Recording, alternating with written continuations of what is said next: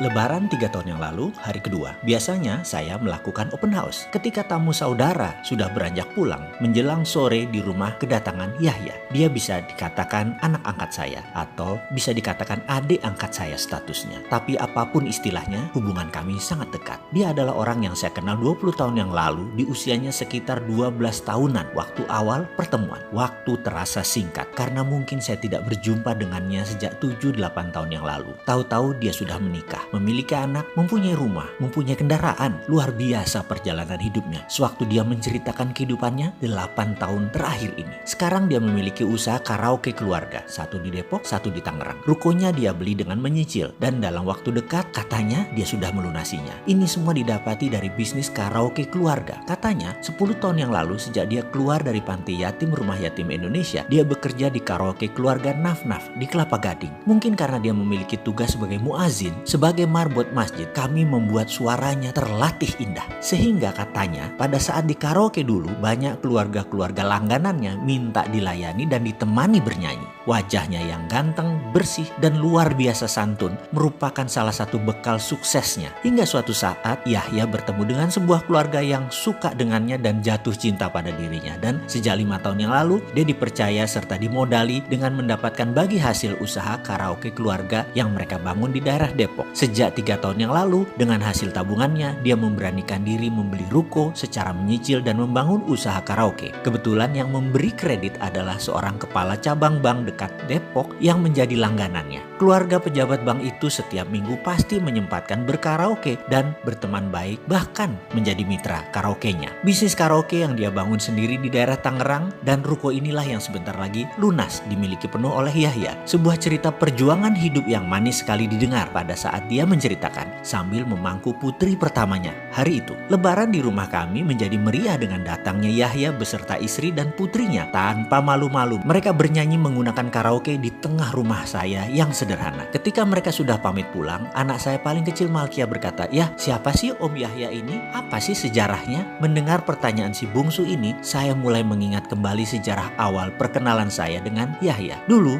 kita punya toko kelontong, toko Mirah Swalayan namanya. Salah satu cabang ada di daerah Cibubur, Perumahan Harapan Indah, dekat Pipa Gas Alam. Toko Mirah posisinya sangat terbuka dan bisa dilihat dari 4 arah jalan masuk komplek. Suatu hari ada anak 12 tahun minta tinggal di toko Mirah. Sama tante, adik saya, diizinkan. Besoknya saya ke toko Mirah dan saya ngobrol dengan anak itu. Anak ini menceritakan dirinya. Nama saya Martinus, asal Pulau Nias. Dan Martinus pun bercerita, karena ekonomi keluarga saya, 2 tahun yang lalu saya dibawa paman saya untuk tinggal di Depok. Katanya mau disekolahkan, tapi ternyata hanya jadi pembantu. Dan saya sering dikasari, baik dengan kata-kata maupun dengan tindakan. Saya jadi kabur. Saya untuk hidup cari cara, yaitu dengan jadi kenek mikrolet. Sudah 3 bulan jadi kenek, namun makan dan tempat tinggal hanya di emper-emper toko. Semua serba kurang. Saya sering sakit, menjadi kenek resikonya besar. Bisa celaka kalau tidak hati-hati. Detail juga dia menceritakan asal muasalnya. Karena angkot, saya sering lewat sini, ngetem di sini. Saya sering istirahat dan belanja di sini. Saya entah kenapa suka sekali, Pak. Karena itu saya pengen tinggal dan membantu di sini.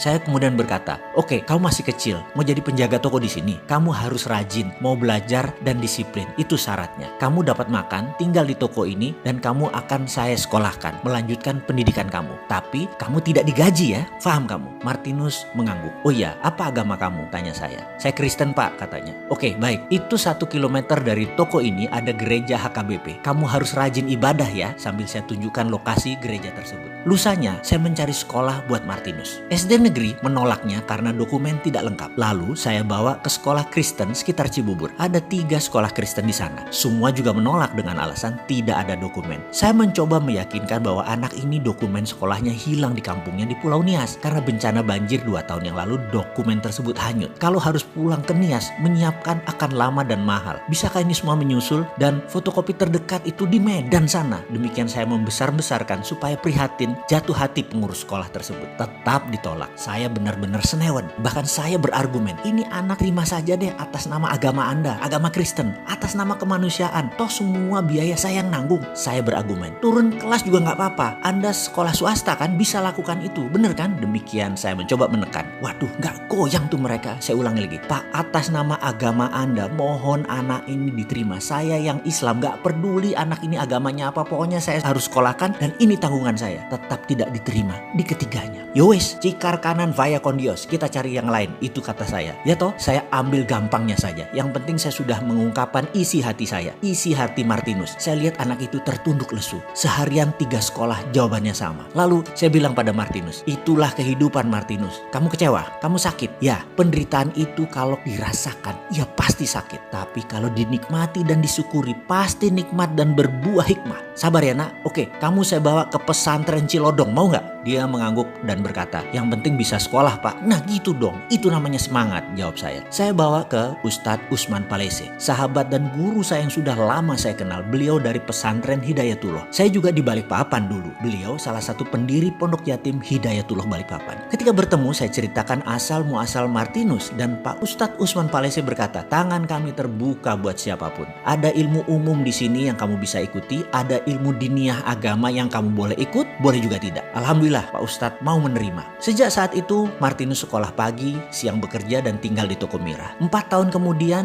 dia tinggal di pesantren Cilodong dan dia sudah tidak aktif lagi bekerja di Toko Mirah. Suatu hari Pak Usman Palese telepon saya, Mas Mardigu bisa ke Cilodong? Saya atur jadwal Pak dan esoknya saya pun merapat ke sana. Di depan rumah Pak Usman ada Martinus yang duduk dengan wajah serius. Lalu dia menyalami saya dan berkata, Pak, saya sudah berpikir masak-masak, saya sudah merenung, saya sudah berdoa tiap malam hampir 2 tahun ini. Dalam 5 tahun ini saya melihat keindahan teman-teman melakukan gerakan sholat, keceriaan Ramadan, merdunya suara azan di pagi subuh. Saya memutuskan untuk memeluk agama Islam. Boleh ya Pak? Saya menatap wajah Martinus dalam-dalam. Saya lihat wajah Pak Usman Palese yang berdiri agak ke belakang, wajahnya datar saja. Saya balik menatap Martinus. Agama bukan mainan. Saya menggelengkan kepala. Gak bisa kamu lakukan itu Martinus. Agama bukan untuk kamu punya-punyaan, untuk dibanding-bandingkan mana yang lebih baik, mana yang lebih bagus. Tapi agama adalah hal spiritual. Agama adalah hal yang sakral. Agama adalah keputusan keindahan kolbu sehingga memancar keluar. Yang kamu lihat baru luarnya saja. Kalau kamu sudah menemukan dalamnya, kamu baru mengerti dan boleh menyatakan apa yang kamu katakan barusan, kata saya. Pak Usman Palese meneruskan, kamu sudah dengar tadi ya, apa bedanya dengan perkataan saya dengan Pak Mardigu? Sama kan? Martinus menunduk, berkata lirih, Pak, boleh nggak saya jadi muazin, tukang azan? Memang kamu bisa? Saya bertanya. Bisa Pak, sudah sering latihan, jawabnya. Pak Usman Palese tanpa banyak tanya membawa Martinus dan saya ke masjid. 5 menit lagi masuk waktu maghrib. Kamu azan Martinus, kata Pak Usman. Wih, saya tersentak atas komentar dan putusan Pak Ustadz Usman Palese tersebut. Pak Haji, nggak salah nih, kan dia belum muslim. Saya bertanya yang tidak dijawab olehnya. Tak lama Martinus ambil mic dan diam berkonsentrasi sejenak. Kemudian dia diam cukup lama. Lalu dia menarik nafas dalam dan mengangkat tangan kanannya ke telinga kanan. Kemudian dia meneriakkan gema takbir azan. Allahu Akbar, Allahu Akbar. Saya tersentak. Pak Usman Palese tersentak. Subhanallah, suaranya indah sekali. Agem, merdu, lekukannya fasih. Cengkok murotal azan dimainkan dengan indah. Mendadak masjid penuh kehadiran jamaah. Lebih banyak dari biasanya. Semua berkumpul di luar. Sebelum masuk ke masjid ada anak-anak, ada para tetangga, jamaah pesantren Hidayatullah Cilodong. Baik tua muda dan kami semua bertasbih memuji suara Martinus. Ini azan gak seperti biasanya terdengarnya. Bergetar kami menyaksikan seorang anak muda yang suara vokalnya indah. Memanggil umat untuk berkumpul, untuk bersolat. Saya sampai meneteskan air mata mendengar azan indah dari anak berusia 17 tahun, Martinus asal Nias ini. Banyak ibu-ibu yang tahu siapa Martinus menyeka wajah mereka karena tetesan air mata sambil bergumam, indah banget ya suaranya. Lalu saya melirik dan berkata kepada Pak Usman Palese, Pak, saya rasa dia sudah mendapat hidayah nih Pak Ustadz. Pak Usman tidak menjawab cepat. Dia meresapi sesaat, diam, kemudian dia mengangguk setuju. Dipanggilnya Martinus sebelum salat maghrib dimulai. Di hadapan jamaah dan anak pesantren dan tetangga Cilodong, dia tanya, Apakah kamu sudah mantap ingin memeluk Islam, nak? Martinus mengangguk dan tertunduk. Ambil Al-Quran, pegang di dada kamu, kata Pak Usman. Martinus melakukan gerakan sesuai perintah. Tangan kanannya salaman dengan Ustadz Usman. Tangan kirinya memeluk Al-Quran dan dia berkata, Asyhadu alla ilaha illallah wa asyhadu anna Muhammad Rasulullah. Suaranya yang merdu memenuhi ruangan masjid yang hening. Kalimat syahadat yang dibacakannya syahdu sekali. Semua anak-anak dan teman-temannya menyalami dan memeluk Martinus. Ibu-ibu menyeka air mata haru. Pak Usman Palese berkata, Pak Mardigu, kasih nama baru buat dia. Lalu saya berkata, mulai saat ini nama kamu Muhammad Yahya. Kamu dipanggil Yahya. Selamat datang di dunia keberserah dirian. Yahya adalah nabi yang ditulis Al-Quran sebanyak 4 kali. Hidup bersama di zaman Nabi Isa, anak Nabi Zakaria. Namanya sebagai penentang Herodes banyak disebut di kitab hikmah, Ihya Ulumuddin dan lain sebagainya. Sehingga ke depan kamu bisa mencerminkan diri sebagai perwujudan pejuang kebenaran.